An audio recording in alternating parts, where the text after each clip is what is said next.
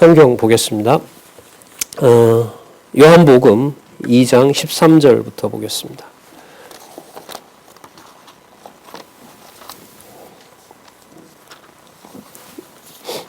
요한복음 2장 13절.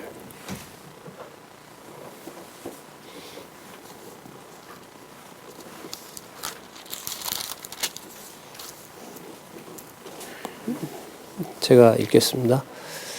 유대인의 유월절이 가까운지라 예수께서 예루살렘으로 올라가셨더니 성전 안에서 소와 양과 비둘기 파는 사람들과 돈 바꾸는 사람들의 앉은 것을 보시고 노끈으로 채찍을 만드사 양이나 소를 다 성전에서 내어 쫓으시고 돈 바꾸는 사람들의 돈을 쏟으며 상을 엎으시고 비둘기 파는 사람들에게 이르시되 이것을 여기서 가져가라.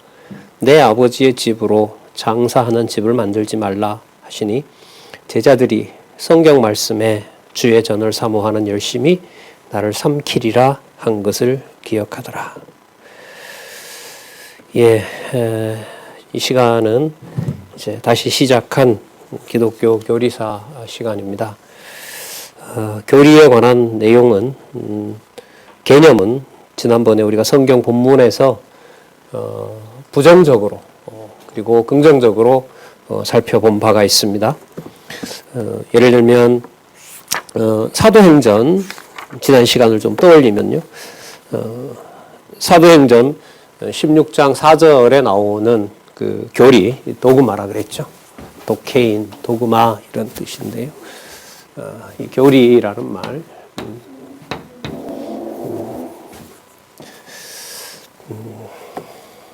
그냥 영어로 쓰겠습니다. 저희 도그마에 대해서 지난번에 소개했던 구절이 사도행전 16장 4절이었죠. 16장 4절에 보면 한번 나왔는데 찾아볼까요? 사도행전 16장 4절.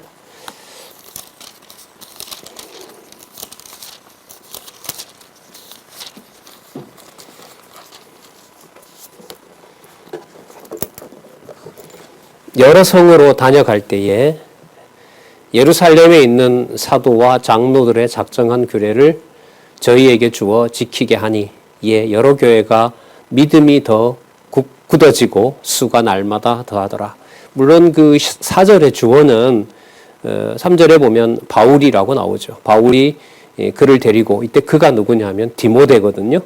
2절에 또 보시면 루스드라와 이고니온에 있는 형제들에게 칭찬받는 자, 그러니까 교회에서 칭찬받는 디모데를 바울이 이제 데리고 선교에 합류하죠.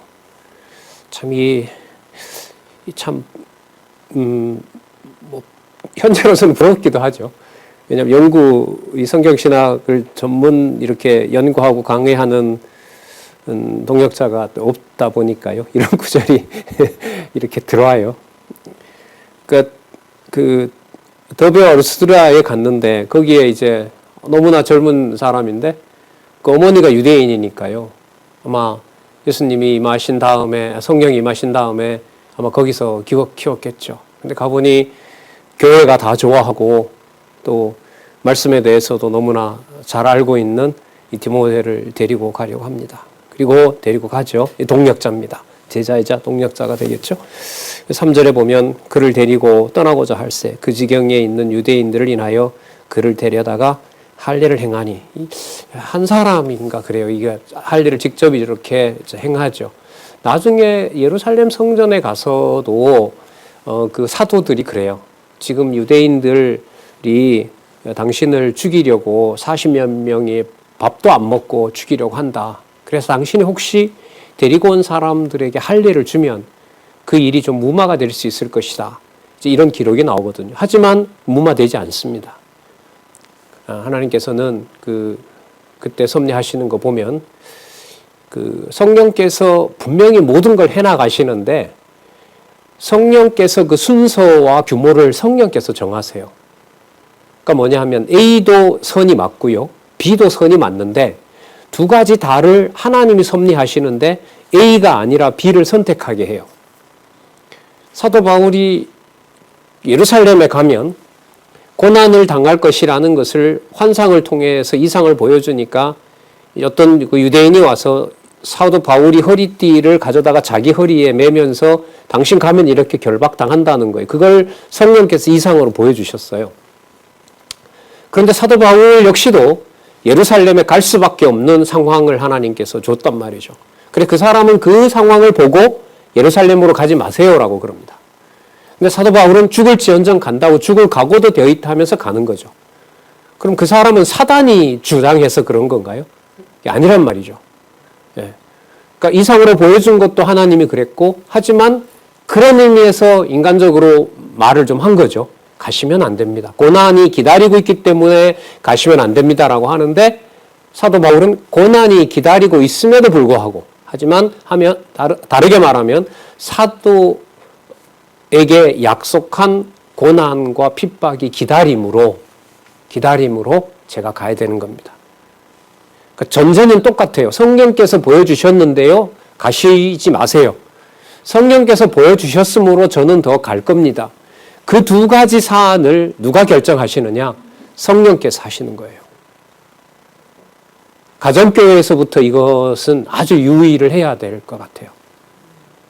그걸 지혜를 안 주면은 그야말로 진리를 하는데 왜 이런 싸움이 나지? 여러분 이거 진짜 젊은 시절을 다 지나고 왔는데 이게 좀 철나면서 교회 일이 전체로 보이고 할 때 이거 다 상처받거든요. 이른바 상처를 받거든요. 저 장로님과 권사님이 왜 싸우지? 왜 다투는 거지? 그럼 그 설명하기가 어려워요. 근데 그 답도 나오더라고요, 성경에. 자, 어쨌든요. 바울이 그를 데리고 떠나고자 할세 그 지경에 있는 유대인을 인하여 그를 데려다가 할례를 행하니 이는 그 사람들이 그의 부친이 헬라인인 줄 알미라. 자, 그리고 데리고 여러 성으로 같이 다니면서 예루살렘에 있는 사도와 장로들의 작정한 규례. 이게 여러분 뭐냐 하면 그 목매어 죽인 거, 그 다음에 피 마시지 말라, 우상제물로 한 거, 음행. 이 네 가지 예루살렘 교회가 이방 교회가 자유라는 이름으로 그걸 행하니까 예루살렘 교회가 너무너무 수천 년 동안 지켜온 건데 이게 너무 상처가 되는 거죠. 한 1500년 동안 지켜온 율법이기 때문에. 그래 그걸 이방인들에게 삼가해 달라고 하죠. 그건 법은 아니죠. 그런 걸 그야말로 부탁을 한 겁니다. 이방교회. 근데 이방교회가 예루살렘 교회가 그걸 힘들어한다는 걸 알고 그 내용을 받아들이는 거죠. 지금 그 내용입니다. 그럴 때 뭐라고 하냐면 사도와 장로들의 작정한 규례라는 이 규례를 뭐라고 하느냐? 도그마라 그럼 도케인이라고 얘기를 하죠. 헬라어에 보면 도케인이라 나오는데 바로 여기서는 규례라는 말로 나오는 겁니다.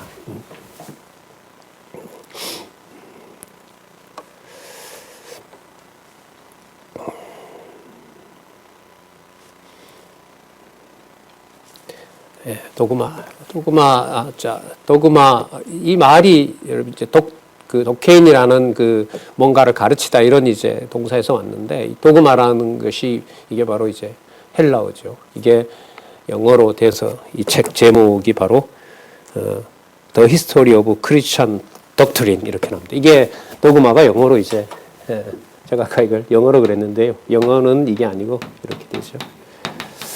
자, 다시 한번 그 교재를 좀 소개를 하면은요. 기독교 교리사를 비판적으로 이제 살펴볼 겁니다. 그래서 이 강좌가 기독교 교리사 비판이고요. 그 교리의 내용들은 지난번에 말씀드렸던 것처럼 성경관에서부터 시작해서 신론, 그 다음에 인재론 혹은 죄론, 그 다음에 기독론. 기독론은 그리스도의 본성과 관계가 돼요. 그리스도가 인간이냐 신이냐 이런. 그리고 속죄론은 뭐냐면 속죄론 내지 은혜론이라고 하는데 이건 뭐냐면 그리스도의 사역과 관련된 겁니다. 그래서 속죄론. 그 다음에 이제 구원론이 나오는 거죠. 구원론 그 다음에 구원받은 자들이 모였다는 교회론. 그 다음에 세상 마지막에 해당하는 종말론. 이런 게 이제 전통적인 교리의 내용이었습니다. 그 교리의 구조를 따라서 신학을 모아놓은 것을 우리가 뭐라 그러냐면 교리신학이라 그럽니다. 그러니까 이 교리로부터 그 여러 교리들을 순서대로 이렇게 신론에서부터 종말론까지 이렇게 모아놓은 것을 뭐라고 부르냐면 조직신학이라고 얘기를 합니다. 조직신학 혹은 교의학이라 그럽니다. 교의학 혹은 조직신학.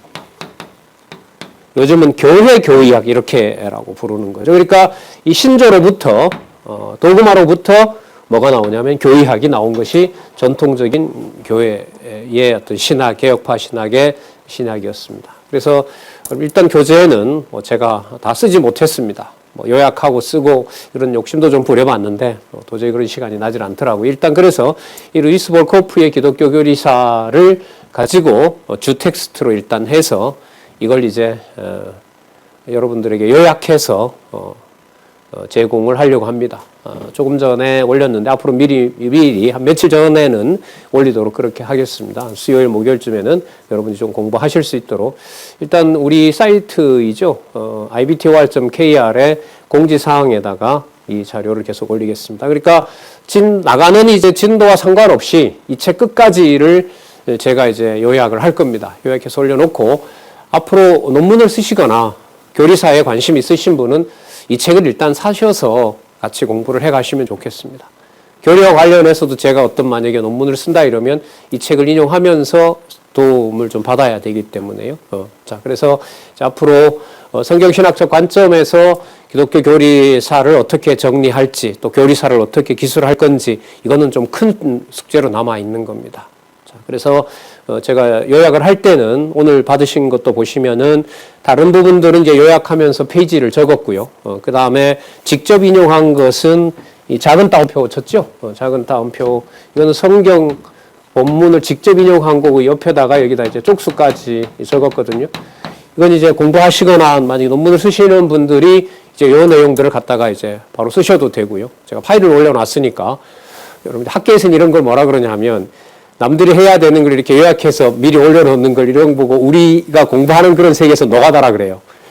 노가다라 그럽니다. 죄송합니다. 제가 노가다를 할 테니까 이렇게 교환을 알려줄 테니까 여러분 읽어보시고 또 거친 부분들이 있으면 또 보시고 이게 요약이 좀 잘못됐다라고 하면 저한테도 알려주시고 이렇게 되는 겁니다. 그럼 나머지 모든 신학책도 마찬가지예요. 제가 신학교 갔는데 그런 교수님이 계시더라고요. 방학 때 그 다음에 나오는 그 교재 있잖아요. 다음 학기의 교재들이 있어요. 그럼 그 교재가 한 400페이지, 500페이지 되잖아요. 그 중에 논문 쓸 제자들을 위해서 본인이 이렇게 수고를 해서 페이지까지 달아서 그렇게 요약해서 그 다음 학기에 주시더라고요. 완전 저야 뭐 이렇게 다 오픈을 합니다만은 그분은 이제 그렇게 자기 학생들이 운영하는 앞으로 그럴 수도 있겠죠. 우리도 그렇게 해서 그 요약본들. 그리고 이런 것들이 앞으로 성경강론집 1권 요약. 그 요약할 때는 기준이 있어야 돼요. 제가 성경신학을 모른다면은 이걸 요약하는 방향이 전혀 다를 수도 있는 거죠.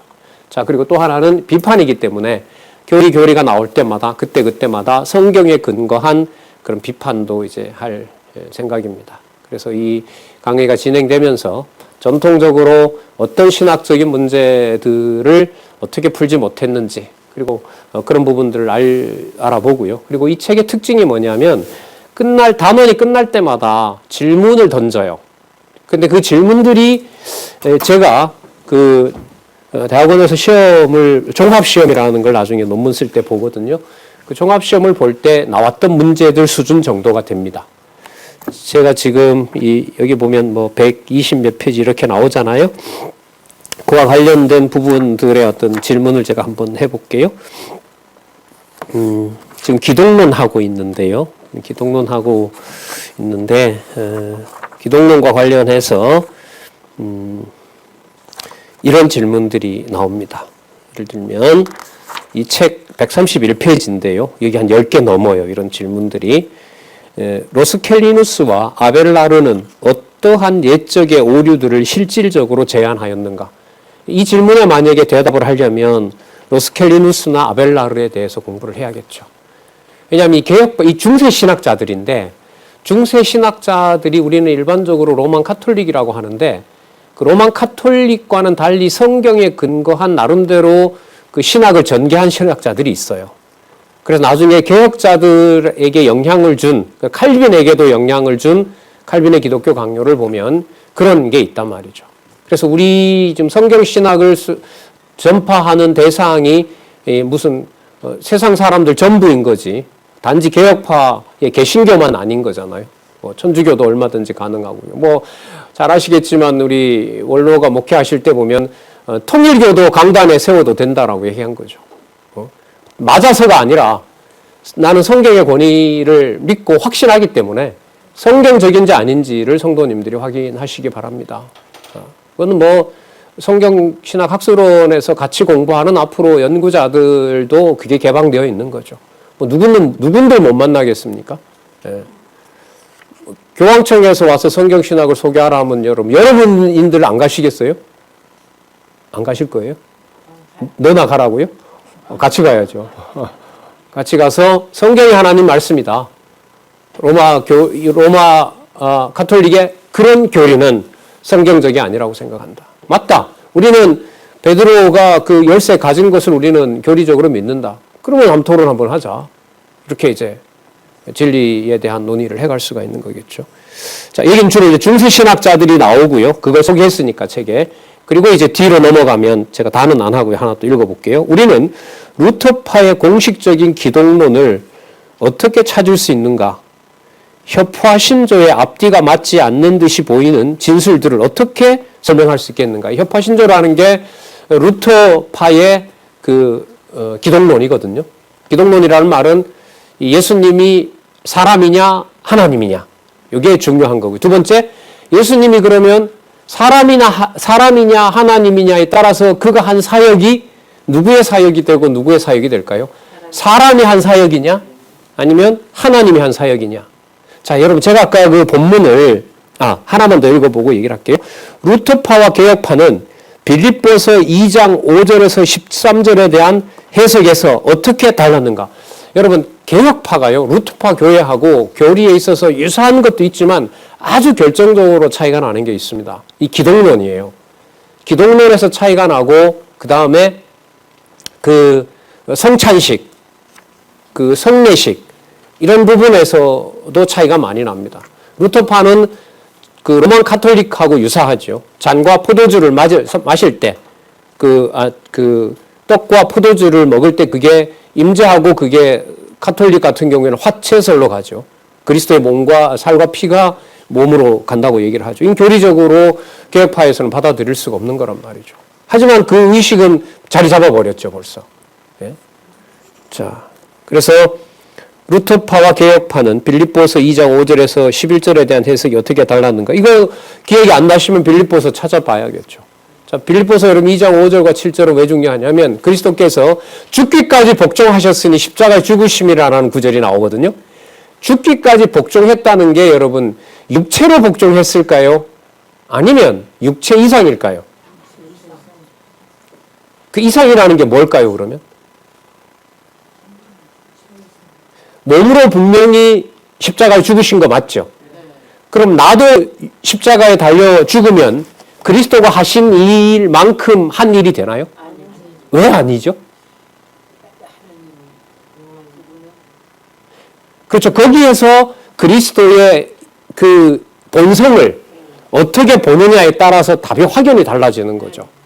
근데 여러분 성경과 관련된 이런 신학자들의 논의를 보면은요.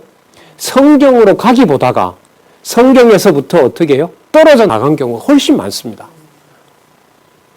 그래서 예를 들면 이런 논문들을 만약에 우리가 루터파와 개혁파가 다 미흡하다. 우리는 이런 입장이거든요. 그리고 이런 부분들은 성경에 봤지만 그 다음 부분은 그렇지 못하다라는 게 우리가 이제 앞으로 연구해야 될 내용인 겁니다. 우리 거 그냥 일방적으로 얘기하려면 그야말로 신학적 논의 없이 그냥 전하면 돼요. 그런데 지금 아시는 것처럼 이렇게 영상으로 다 드러나는 시대이기 때문에 일방적으로 내 것만 맞다, 그거 필요 없다 이렇게 할 수가 없습니다.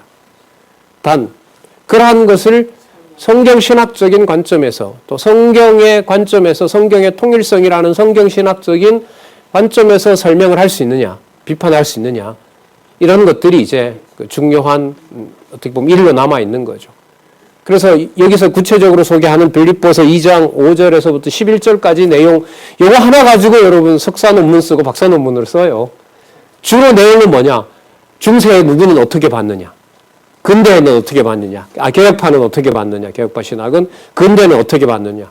현재 이런 신학자는 어떻게 봤느냐? 그리고 결론을 여러분 누구 쪽으로 갈 수도 있고 그게 다시 성경신학에서는 결론이 어떻게 나와야 될까요? 성경신학적으로. 성경에서 봤을 때는 이 두 논쟁이 루터파와 개혁파에서 말하는 그리스도의 십자가 죽음이라고 하는 논쟁이 누가복음의 구조 전체에 반영되어 있다. 그 대답은 누가 제시하지 않은 거기 때문에 성경신학적인 대답이 되는 거죠. 그랬을 때 여러분 성경 본문에 대한 내용들을 문법적으로 꼼꼼하게 해석하고 또 역사적 해석과 전체적인 성경을 볼 수 있어야만 그 내용들을 풍부하게 논의할 수 있는 거죠. 여러분 십자가에 죽으시는 사건은 역사서 창세기에서부터 에스더서 사건에 나올까요? 안 나올까요? 안 나와요? 나와야죠. 빌립보서가 성취니까. 맞죠? 그럼 그걸 찾아내야 되는 거죠. 공부가. 이게 주제에 맞춰서 공부한다면은. 그러면 여러분 시가서에서는 나올까요? 안 나올까요? 시편에 수두룩하게 나옵니다. 시편 150편에는 그리스도 죽으시는 사건이. 욥기에서 욥이 당하는 거는요. 그 십자가 사건이잖아요. 그렇죠? 그러면 여러분 잠언에는 안 나올까요? 다 와요. 다. 그 아가서에는 더 나오죠. 신부가 성폭행 당하잖아요. 신랑 찾아갔다가. 그러면 선지서에는 안 나와도 돼요? 나와야죠. 그러니까 성경신학적으로 빌립보 2장 5절에서 11절을 루터파도 아니고 개혁파 신학의 부족함을 다 보완하는 대답을 끌어내도록 이제 안내하는 것이 여러분 우리 과정이라고 보시면 돼요. 그러면 결과적으로 이 2장 빌립보서 2장 5절부터 11절에 나타난 여러분 그걸 그 케노시스라 그래요. 그게 헬라어로 보면 그리스도가 죽기까지 낮아졌다는 말을 그걸 케노시스라 그러거든요. 그 케노시스라는 말을 그대로 여기 도구마처럼 케노시스라는 말을 써서 케노시스 기독론이라 그럽니다. 자, 그러면 빌립보서 2장 5절에서부터 11절을 정확하게 해석한다는 것이 성경 전체의 구조를 빼고는 성경신학적으로 설명이 될까요? 안 될까요? 그러니까 만약에 이걸 구체적인 작업을 못하더라도 앞으로 누군가가 이런 학술적인 발표를 하실 때 우리가 성경신학을 알고 있다는 게 아까 얘기했던 뭐 아벨라르라든지 로스켈리누스를 몰라도 돼요. 그 사람은 몰라도 그 사람들이 주장하는 내용이 뭔지를 그 사람이 정확하게 알려준다면은 그 주장에 대해서 성경적이냐 아니냐라는 것은 우리가 누구나 다 확인을 할 수가 있는 거죠. 그래서 여러분, 그래서 성경에 바탕을 둔다는 게 그렇게 무서운 겁니다. 무서운 거예요. 각자 그래서 은사 따라서 뭐 전문적으로 글을 쓰고 뭐 하는 분도 있겠지만 길어보면은 성경 신학적인지 아닌지를 다 구분할 수 있고 저것은 좀 더 깊이 연구할 필요가 있겠다. 예를 들면 무엇인가 40개 주제들은 단편만 그렇게 뽑아놓은 것이 아니라 뭘 다 전제로 하고 있죠. 성경 전체를 다 바탕으로 쓰고 있잖아요. 특히 사고론 같은 경우에 여러분 생명이란 무엇인가 마지막 주제는 창세기에서부터 계시록까지 다 바탕이 돼야 되거든요. 이런 논의가 여러분 이른바 제도권에서 이루어지는 그 이른바 석사 논문, 박사 논문이라고 보시면 돼요. 그래서 성경신학과 관련된 공부는요, 이른바 목회학 과정, 일반 대학에서 나오면 MDB라고 그러죠. 그 목회학, 그 목사 안수 받을 수 있는 자격을 MDB 지나면 주잖아요. 그러면 그때 성경신학은 뭐냐면 성경신학 총서 20권에 대해서 얼마나 충분히 소화하고 또한 전달할 수 있느냐. 그거 적을 수 있느냐. 그거고요. 그 다음에 석사과정과 박사과정은 그 성경신학 총서의 바탕을 두고 다양한 신학적인 주제들을 비판적으로 증명하고 결론은 따라서 성경이 답이다라고 이렇게 나와야 돼요. 성경이 답인 것을 증명한 것이 성경신학적인 것이 되는 거죠. 나는 성경신학적인 답을 내리고 싶지 않고 루터가 맞다고 생각한다 그러면 오픈해서 예를 들면 제가 맞다 그러면 루터 말이 맞네. 그럼 성경신학에 대해서 나는 권위가 없다고 스스로 말하게 되는 거죠. 그걸 숨길 이유가 없는 거고 이런 논의는 앞으로 이제 무한하게 열리게 되는 거죠. 여기에서 여러분 성경에 대한 근본 지식이 얼마나 바탕을 둬야 되는가는 신학을 공부해 나가는 데 있어서 매우 중요한 일이 되는 겁니다. 자, 그래서 이 교재에 좀 의미 있는 부분은 끝나고 난 다음에 던지는 심화 학습을 위한 질문들 해서 매 챕터마다 여기 한 10개씩 있거든요. 예를 들면 이런 거는 이제 제가 철학을 전공했으니까 할 수 있는 연구겠죠. 칸트와 헤겔의 기독론은 슐라이마커와 리츠의 기독론과 어떻게 다른가? 전부 다 독일 신학자들이거든요. 그럼 이건 주로 이제 독일어권에서 연구해 놓은 거죠. 이거 별 의미가 없다라고 하면 연구 자체를 안 하면 돼요. 그 질문을 받는데 질문을 다 받을 필요가 없어요. 저는 그 분야에 대한 문제의식이 없습니다.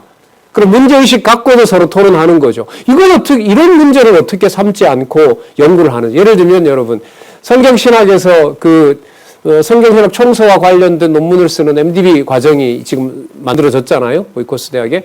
그러면 그 오이코스 대학에서 성경신학 총서의 바탕을 두고 논문을 적어야 되는 MDB 과정에서 이거 총서만 반만 보면 되지 뭐 다 똑같은 구조로 돼 있고 그 한 1, 2권만 보면 돼요라는데 제가 만약에 거기 지도교수면 제가 거기에 동의를 할 수 없죠. 여러분들도 동의 안 하실 거고 1, 2권 가지고는 안 됩니다. 그러면 이제 안 됩니다라고 할 수는 없고 왜 1권, 2권만 보면 다 되는지를 물어볼 수는 있잖아요. 물어보니까 18권까지 내용을 다 알고 있어. 근데 알고 있는데 말은 1, 2권만 갖고 하면 된다라는 건 또 그 사람이 말이 안 되는 거죠. 근데 단 논문 쓰는 내용이 주로 1권에 있는 창세기 1장에서부터 36장과 관련된 부분이라서 저는 그 부분에 집중하겠습니다. 이거는 말이 되는 거죠. 근데 과거에 여러분 우리 저 건너편에 본당에서 20년 전에 여러분 로고스 성도대학 또 뭐가 있었죠? 로고스 신학원, 그 다음에 로고스 신학 연구원이 있었죠. 인간적인 얘기를 하려는 거 아닙니다. 그게 이어지지 못하고 결국 실패한 이유가 뭐냐 하면 저도 이제 그때 지방에 있으면서 2달에 한 번씩 참여를 했는데 그때 나왔던 책들을 지금도 이제 있단 말이죠. 저도 가지고 있고 보는데 특징이 뭐냐면 성경 개론은 어느 정도, 성경 개론부터 시작해서 성경신학 총서에 바탕을 둔 그런 연구가 아니었어요. 각자 나는 교회신학 전공, 나는 복음서 전공, 나는 노인학 전공, 나는 사복음서의 어떤 부분 전공, 또 난 다니엘서 전공 이러다 보니까 자기 분야에 있는 자기 연구에 대한 기중함만 자꾸 강조를 했지 그게 결론이 나왔을 때 따라서 성경이 하나님 말씀이다라는 권위에 이게 맞춰지지 않았던 거죠. 그래서 그 많은 비용들 여러분 한 30명씩 그때 나갈 때는 그 8월 달에 주로 나왔잖아요. 사실 그때 그 연구원들은 전부 다 그 강론집 다 공짜로 받았거든요. 그 성도님들 다 사주신 거예요, 그때. 근데 2달 만에 왔는데 강론집에 대한 언급은 없어요. 결국 그러면 지금 남아있는 것은 여러분 강론집을 꼭 인용해야 된다라는 어떤 그런 규범을 정하려는 게 아니에요. 성경신학 총서는 성경이 하나님의 말씀이다라는 사실을 확정을 한 거 아니에요. 1권도 다시 나왔고 성경개론은 완결판 5차 개정까지 일어난 일이기 때문에 거기에 바탕을 두는 것이 얼마나 교회 믿음을 위해서나 신학을 위해서나 얼마나 중요한 것인가. 그 시작이 우리도 준비하지 않았는데도 제도권에다 하나님이 결국 집어넣어 버렸어요.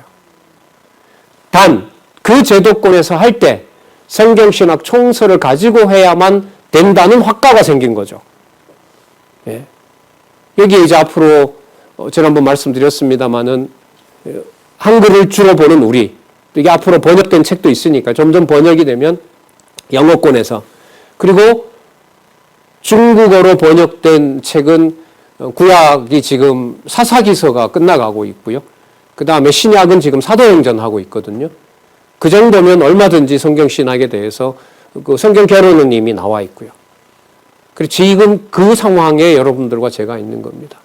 저는 공부하는데 이렇게 특징이 뭐냐 하면, 오늘도 제가 이렇게 교환을 가지고 여러분들에게 말씀드리겠지만은 그 교환에 제가 예를 들면 정리한다고 타이핑한 내용이 제가 공부하는 혹은 신앙과 관련해서 의미를 꼭 부여를 하려고 해요. 이게 제 습성인데, 그리고 제가 이제 학교 다닐 때 그 선배한테 되게 이제 막 제가 후배니까 들러붙어서 싸우진 않고 되게 점잖은 그 선배인데 저를 보고 이제 수업이 끝나니까 저를 보고 저녁 사주겠다고 그래요. 그래 따라갔죠. 근데 그 술을 한잔 하시더라고요. 술도 안 드시는 분인데. 그래서 드시고 했더니까 제가 할 말이 있다고. 무슨 얘기냐면, 제가 그때 그 니체 수업을 했거든요. 니체를 제가 논문을 썼잖아요. 근데 이제 그분이 뭐라고 하냐면, 내가 좀 수업 시간이 되고 홍기 네가 말을 하려면 내가 좀 불안해진다는 거예요. 왜 그러냐고. 형님 도대체 무슨 일이냐고. 왜 그 니체가 고민하고 니체가 글을 썼던 내용을 너는 꼭 그 네 문제하고 자꾸 관련을 시켜서 얘기를 하냐. 그 내 문제와 관련을 시키니까 여러분 어떻게 되냐면 이게 강해지잖아요. 누가 무슨 말을 했다는 것 하고요. 제가 이해하기로는 니체가 의도한 바가 이렇게 나가버리면 상당히 이게 강해져 버려요. 이걸 굉장히 듣기가 불편한 거였어요, 이 선배가. 그래서 제가 그때 그랬죠. 단지 니체가 뭐라 한 것만 가지고 저 공부하면 형, 저 공부 그렇게 못합니다, 저는. 그래서 지나치게 수업에 그런 식으로 뭐 교수님한테 질문하고 했다면은 제가 죄송하다고 그러면 그런 질문은 좀 삼가하고요. 앞으로 뭐 알았다고 뭐 이런 식으로 했는데 책을 볼 때 좀 그런 게 있는 것 같아요, 저는. 그러니까 성경 그 강론집도 단지 정보 전달을 하면은 이게 막 가슴이 답답해지는 거죠. 그래서 어떻게 보면 지금 이게 아주 그 좀 딱딱한 신학적인 이론이잖아요. 그래서 제가 여러분들한테 요약한 것은 제가 알고 있는 내용을 요약한 거예요. 적어도 소개해 줄 수 있는 부분을 요약한 거니까 그 부분에 대해서 여러분들이 이해가 되고 또 이해된 분들 중에 저보다가 더 전달을 잘하고 제가 쓴 내용보다 더 선명하게 적는 분이 계시면은 다음에 이제 이 분야에 그분이 전공이 되는 거죠.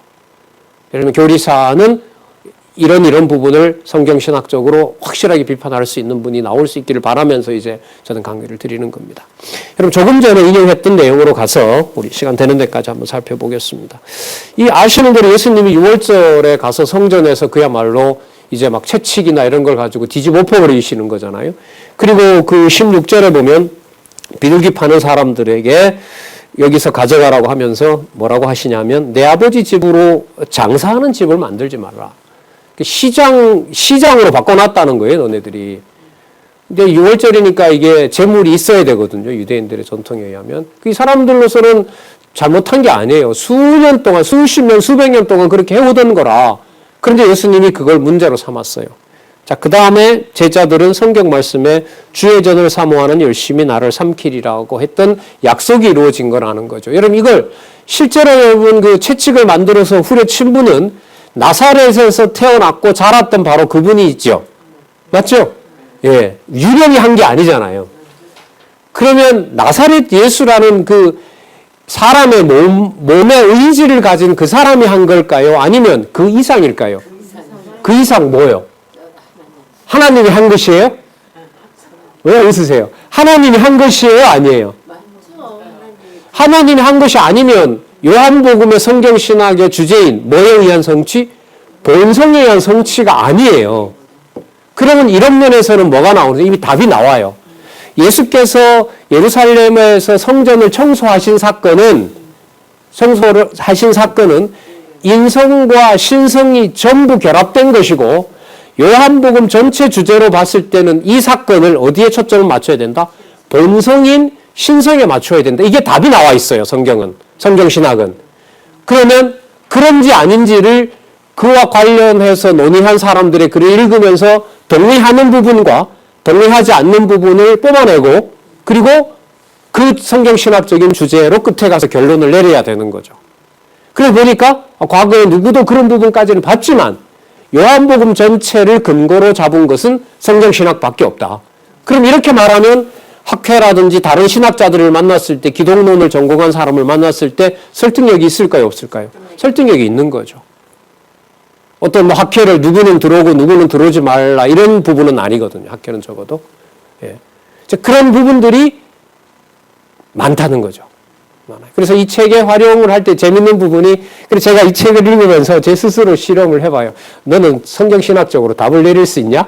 이걸 이제 제가 이 질문을 보면서 제 스스로도 이렇게 한번 보죠. 요즘 누가 이렇게 물을 수 있고 이런 질문이 있으니까. 칸트와 헤겔의 기독론은 슐라이마허와 리츠의 기독론과 어떻게 관계가 되고 성경신학적으로 이 사람들을 어떻게 설명할 거냐. 여러분 이거 논문 쓰려면은요. 이 사람 4명을 다 다루고 그 다음에 성경신학의 바탕을 둔 논문을 쓰잖아요. 이거는 석사 논문 가지고 안 돼요. 분량으로 보면 이거는 박사 논문이어야 돼요. 그럼 이렇게 하려면 1, 2년 가지고 될까요? 그럼 성경신학 총서 학생으로서 대학 나온 학생이 그걸 꼼꼼하게 공부하고 밥만 먹고 그것만 한다고 해봅시다. 그것만 하고 몇 페이지에 어느 정도가 나오고 성경 신학의 어떤 그 전체 구조가 어떻게 흘러가고 본문에도 바탕을 두고 신론이라든지 기독론이라든지 또 구원론이라든지 속죄론이라든지 교회론이라든지 종말론 어느 정도 그런 어떤 설명을 할 수 있는 신학적인 지식을 가지는 바탕을 가지려면 그 몇 달 안에 될까요? 안 되죠. 안 되죠. 왜냐하면 이걸 우리 선배들이 책을 읽으면서 공부해 보셨기 때문에 안 되지요라는 말을 금방 하는 거죠. 몇 번 봤다는 사람도 성경신학 총서 가져가서 이상하게 왜곡한 거 여러분 들으셨잖아요.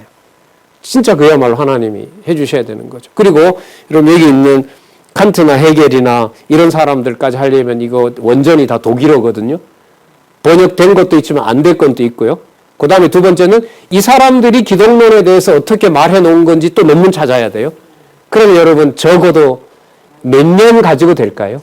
안 돼요. 이게 6, 7년 되는 거예요. 적어도 기본적으로. 석사 논문을 가지고 철학 논문을 독일 철학을 독일에서 쓸 때 학부도 여기에서 준비하고 석사 과정도 여기서 마치고 독일이라는 나라는 석사는 인정을 안 해줘도요. 학부는 인정을 안 해줘도 석사 논문은 독일에서 인정해줘요. 그래서 석사를 마치고 독일어를 준비해서 독일에 가서 박사 논문만 써와요. 그때 기본 횟수를 보통 보면 5년을 잡는 거죠. 가서 1년 정도 독일어 공부하고 그 다음에 4년 동안 그것만 하는 거예요. 그리고 여러 사람 안 해요. 왜? 시간이 길어지니까. 한 사람만 들고 파죠. 제가 이제 그 니체를 쓰면서 다른 프랑스 철학자도 넣었거든요. 그러니까 한국에 계신 지도 교수님이 또 욕심 부린다. 또 이렇게 저보고 뭐라 하셨거든요. 뭐 거기 물려 살래 이런 거죠. 그런 전략은 안 좋은 전략이라는 거죠. 그래서 공부하는 사람들한테는 비교 연구라고 하는 게 제일 번거롭고 하기 싫은 일이에요. 똑같이 여러분 논문 20페이지 쓰게 되면 300만 원, 500만 원 나오는데 뭐하러 한 사람만 쉽게 하지 여러 사람을 비교하겠어요. 그 인간적인 본성이란 말이죠. 그래서 여러분 이런 일들이 뭐 하나님이 이런 걸 모두 다 아실 텐데 앞으로 하나님께서 어떻게 하시려고 한국에 아닌 그 미국에서 그 전파할 수 있는 이런 길을 닦아 놓았는지 참 심히 궁금해요. 저는. 자, 우리 성경 구절을 하나 더 볼게요.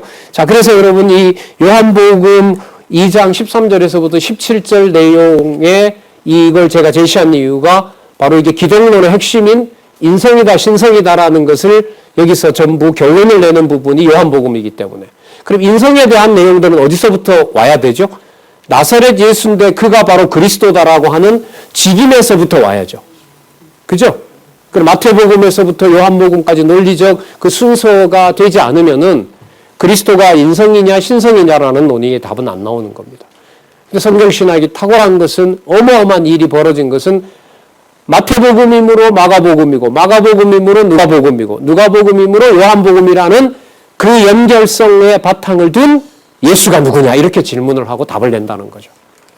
자, 우리 제일 마지막 페이지에 보면 소개했던 성경 구절을 또 하나 보도록 할게요.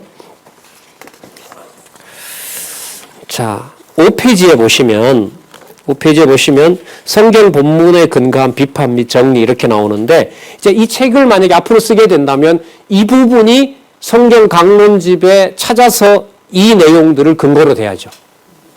그리고 앞으로 교리사를 연구하시는 분 같으면 이런 텍스트 한 권 가지고는 안 되죠. 석사 논문 같으면 예를 들면 뭐 칼빈만 하더라도 기독교 강요가 4권이기 때문에 적어도 그 원서를 읽어보고 또 번역된 책을 해서 자기 수준에 맞는 우리나라도 지금 많이 번역이 됐거든요. 중요한 철학 신학자들은. 그럼 그거 읽어보고 그래서 비교 연구를 통해서 결론으로는 뭐가 나와야 돼요? 성경 신학적으로 볼 때는. 성경에 근거해. 우리는 성경에 근거한다는 말은 동시에 뭐예요? 성경 신학의 그 구조대로 볼 때는 이런 말하고 똑같은 거니까요. 예.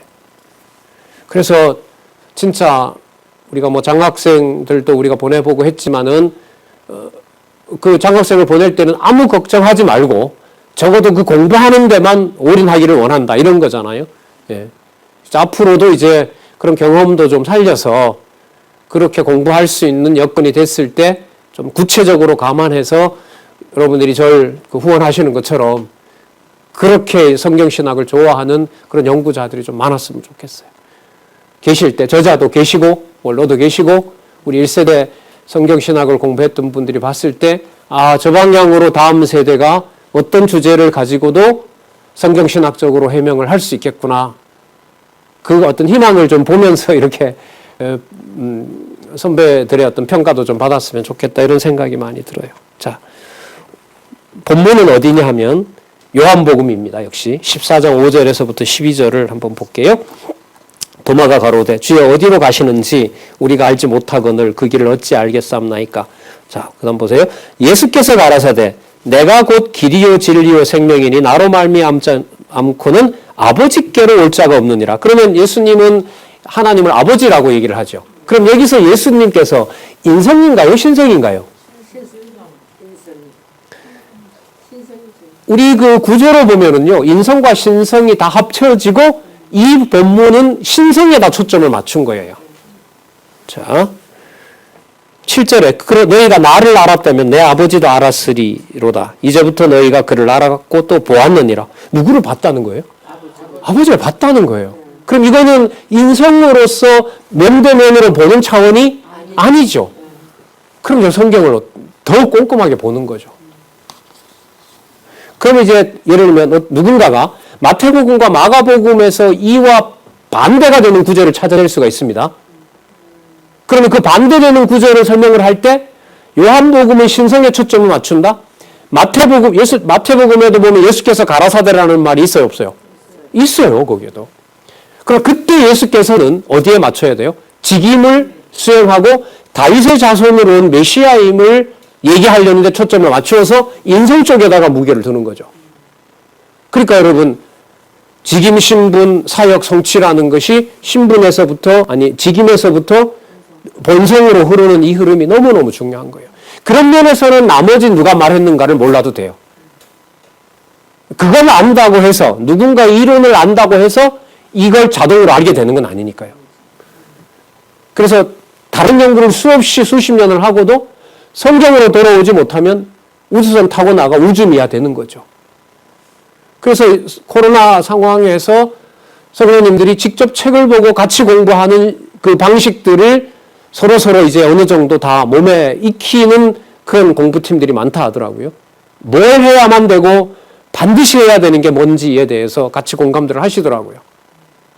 그게 여러분 성경 신학적인 관점에서 교리사를 비판하는 여러 교리들을 비판하는 것이 이미 저는 이렇게 준비가 됐다고 보는 겁니다. 자, 8절 빌립이 가로되 주여 아버지를 우리에게 보여주옵소서.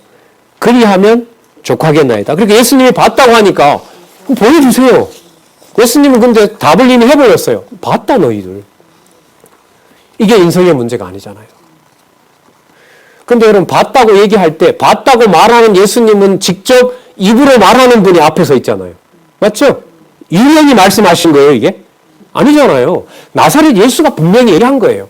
그런데 말씀하신 내용의 의미로 보면 그거는 뭐냐 하면 사람과 사람이 서로 보는 상황을 얘기하는 건 아니에요.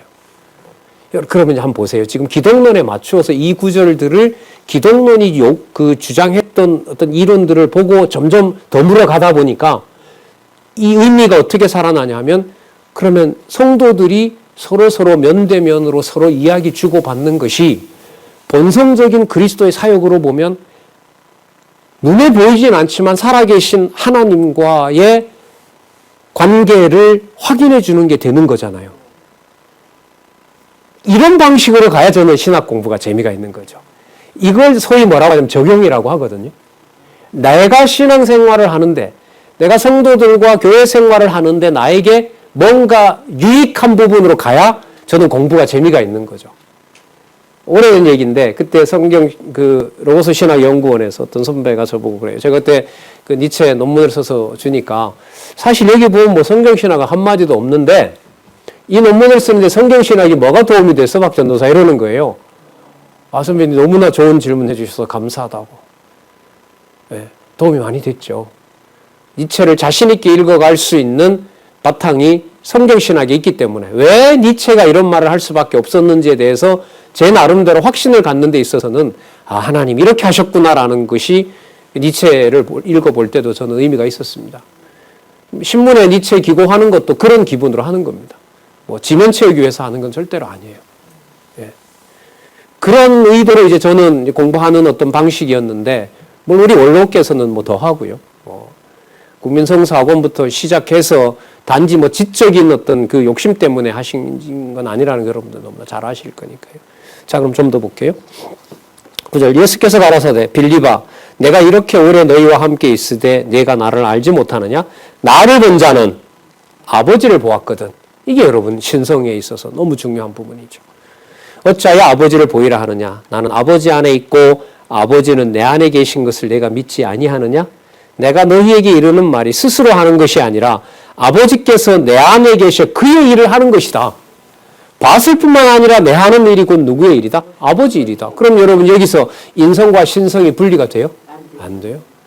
그리고 신성이라고 하는 것이 인성을 떼놓지 않아요. 맞죠? 저희들이 창세전 하나님 자녀가 된 사건이 여러분들 지금 이 시간에 여러분들을 보는 것하고 무관할까요? 절대로 무관할 수가 없는 겁니다. 이게 이른바 신학을 바탕으로 한 신앙에 대해서 만약에 이른바 목회를 하는 분들이라면 이런 수업을 탄탄하게 받아야 목회 현장에 가서 성도들을 대할 때 이 구절을 충분히 이렇게 몇 시간 고민을 하거나 논문을 쓴 사람이라면 성도를 대할 때 함부로 대하지 않죠. 본인에게만 성령이 임한 건 아니니까. 이제 그것하고 현실 목회에 와보니 교회 부흥이 먼저라고 하면 신학교에서 잘 배웠던 것도 목회라는 데 욕심이 가버리면 번역 논리 썰려가 버리면 신학교에서 건전하게 배운 거 뭐고 다 이제 없어져 버리는 거죠. 한순간에 없어져 버리는 겁니다. 그러니까 고급 논리를 전개한다고 해서 그것이 곧 성경적으로 신앙생활을 한다는 것하고는 여러분 거리가 멉니다. 진짜 성령께서 잡아주셔야 되는 겁니다. 11절 내가 아버지 안에 있고 아버지께서 내 안에 계심을 믿으라. 그렇지 못하겠거든 행하는 그 일을 인하여 나를 믿으라. 내가 진실로 진실로 너에게 이르노니 진실로 아멘 아멘 이런 뜻이죠. 너에게 이르노니 나를 믿는 자는 나의 하는 일을 저도 할 것이요 또한 이보다 큰 것도 하리라. 여러분 예수님은 3,000명 5,000명 떡으로 먹였지만 3,000명 5,000명 성령이 임하게 한 것은 베드로가 하잖아요. 나중에 더 큰 일도 하게 되는 일들이 벌어지는 거죠. 어쨌든 서론위에서 좀 서론 얘기를 드렸는데요. 교재 활용법 그리고 제가 이제 뭐 그 교재에 대해서 정리해서 여러분들에게 지속적으로 드리겠다는 거. 그리고 공부하실 분들은 이 책에 대해서 어느 정도 파악을 전 해야 된다고 봅니다. 그래서 그 교재를 사셔서 같이 공부하시고 또한 질문이 있으면 해주시면 좋겠고요. 오늘은 일단 서론격으로 해서요. 성경으로 시작해서 성경으로 끝나고 성경신학은 이런 점에서 어떻게 대답을 주고 있는지까지 그걸 이제 앞으로 더 상세하게 요약이 끝나면은 이제 앞으로 교화하는 그런 면에서 계속해서 요즘 말로 말하면 업데이트가 될 겁니다. 그리고 다음에 기독교 교리사 강의를 할 때는 성경신학적인 색깔이 좀 확 드러나는 그런 교환을 여러분들에게 드리고 공부해가고 여기 이제 함께하는 후배들은 뭐 지금 신입부도 지난번 같이 좀 의미분석 성경 개론을 통해서 했습니다만은 여기에 더 이제 같이 공부하는 동역자들이 많이 늘어나고 어떤 신학 이론이라도 사람이 많으면 좋잖아요. 당신은 중세를 전공해라. 나는 그럼 개혁파를 하겠다. 그럼 중세의 이런 것들을 비판한다고 할 때 그분의 강의를 들으면 또 말끔하게 정리가 되고요. 그런 면에서 좀 연구자들이 성경신학의 바탕을 둔 연구자들이 많이 나왔으면 좋겠습니다. 그리고 가능한 한 아까 말씀드린 대로 하나님이 저에게 준 성량대로 좀 의미를 좀 성도들의 신앙생활과 무관하지 않게 뭐 그렇게 이제 이 강의가 좀 내용은 딱딱하지만 내용도 정확하게 전달을 좀 드리고 싶고 성경신학의 바탕을 둔 신앙생활하고도 연관해서 한번 준비해서 그렇게 또 말씀드리도록 하겠습니다. 기도하겠습니다. 하나님 아버지 감사합니다. 세상에 많은 이론들이 있습니다. 특히 신학 이론이 있습니다. 성경을 인용하기도 하고 성경의 바탕을 두고 전개한다는 것도 있습니다. 하지만 성경신학을 통해서 성경을 하나님의 말씀으로 확증하지 않는 이론들은 몇 마디의 오류가 있고 그 내용의 결론에 도달할 수가 없는 것으로 우리들은 확인하고 있습니다. 하나님 아버지 간절히 소원합니다.